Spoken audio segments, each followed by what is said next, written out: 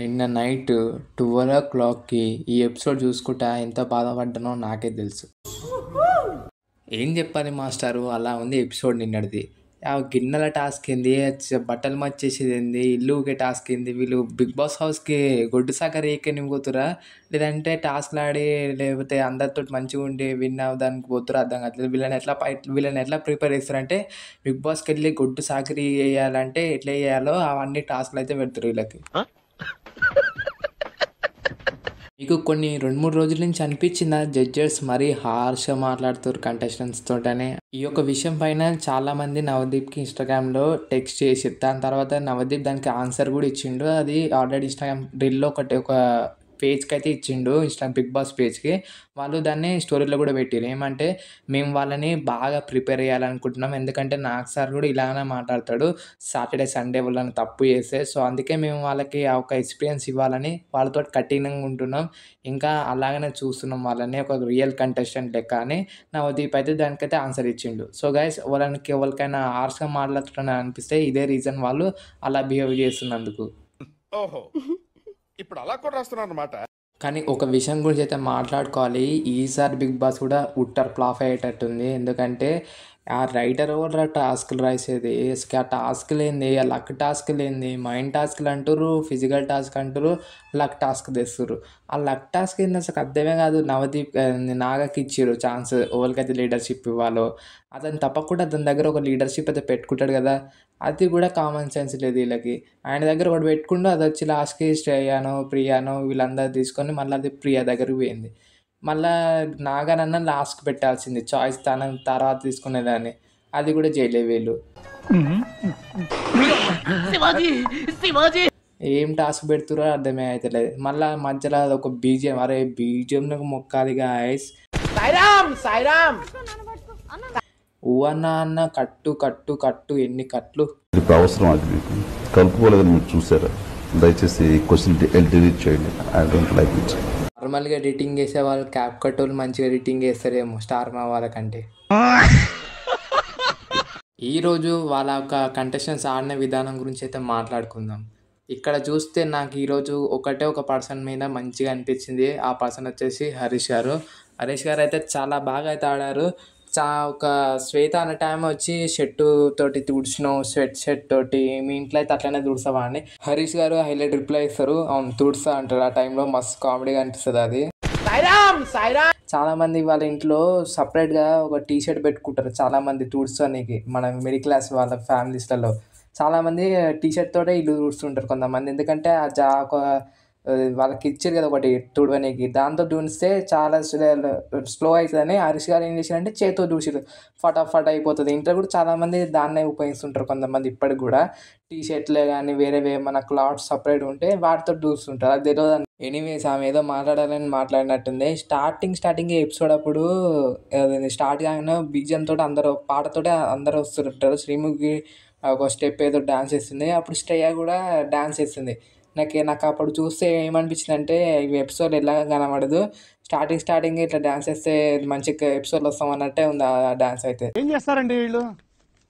ఒక ఆడిషన్ రోజు తప్ప నాకైతే శ్రేయ అయితే ఏ రోజు అగ్ని పరీక్షలో అంతలా గట్టిగా అనిపించింది లేదు. ఎందుకంటే మీరు చూసుకోండి, ఈరోజు టాస్క్ కానీ నిన్న టాస్క్ కానీ మొన్న టాస్క్ కానీ కొన్ని డిసిషన్స్ వల్ల ఆమె ఒక డిసిషన్ చెప్తుంది. ఫోటో ఉంది అని హరీష్ గారు దాంట్లో, ఆ టీం ఓడిపోయింది ఆ రోజు, ప్రియా టీం. ఈరోజు టాస్క్లో ఇద్దరు ఉన్నారు గిన్నెలు కడగడానికి, ఒక్కళ్ళు వాళ్ళే లాస్ట్ వచ్చిర్రు ఆ గిన్నెలు కడిగే టాస్క్లో. అందువల్ల వాళ్ళ టీం అయితే చాలా లేట్ అయ్యిండే.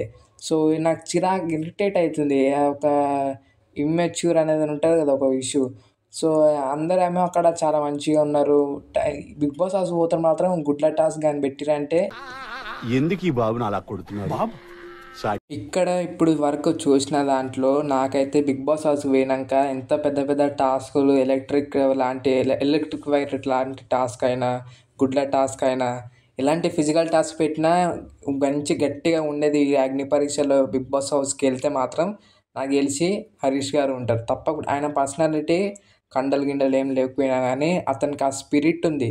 ఇంత పెద్ద గట్టి టాస్క్ పెట్టినా నేను పోయి నించోగలను, అతని నేను చూశాను, అది నాకు అనిపించింది. హరీష్ గారు ఉంటారు.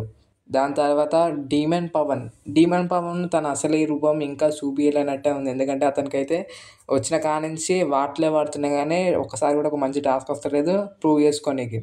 ఎందుకంటే వీళ్ళు అలాంటి టాస్క్ కూడా పెట్టట్లేదు. ఇలా మైండ్ గేమ్ అంటారు, ఏదో ఒకటి దిక్కుమాలిన ఫ్రూట్ గేమ్స్ పెట్టి మన చెవులో పూలు పెడుతుర్రు నిన్నటికెళ్ళి. మైండ్ గేమ్ అంటారు, ఫిజికల్ టాస్క్ అంటారు, ఏదో టాస్క్ వస్తుంది అక్కడ. ఫిజికల్ టాస్క్లో ఫిజికలే యూజ్ చేయలేము మనం దాంట్లో, ఏదో టాస్క్ వస్తుంది. నిన్న మైండ్ టాస్క్లోనేమో ఫ్రూట్ పెట్టిర్రు, ఇష్టం వచ్చిన వాళ్ళు క్యాప్టెన్ అయ్యారు. వాళ్ళకైతే 3 గ్రీన్లు వస్తాయో, అదే గ్రీన్ యాపిల్స్. దాని తర్వాతనే మన మంచి మైండ్ గేమ్ పెట్టిరంటే పజిల్ లెక్క గది పెట్టిర్రు. బిగ్ బాస్ హౌస్లో ఇంతవరకు నేను ఎప్పుడు చూడలేదు మెయిన్ హౌస్లో పజిల్ పెట్టడం. వీళ్ళైతే పెట్టిర్రు ఆ పజిల్ గేమ్స్.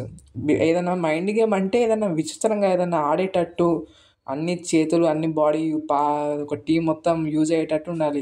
ఇదేందో అర్థమే కాలేదు నిన్న టాస్క్. మళ్ళీ ఈరోజు టాస్క్ కూడా లక్కీ టాస్కే, ఫస్ట్ లీడర్షిప్కి తీసుకునేది. వాళ్ళ చేతిలో లేదు, నాగ చేతిలో ఉంటుంది. ఆయన ఎవరికైతే ఇవ్వాలనుకుంటుండో వాళ్ళకి ఇచ్చేసిండు, ఆయన కూడా పోయింది లాస్ట్కి. అది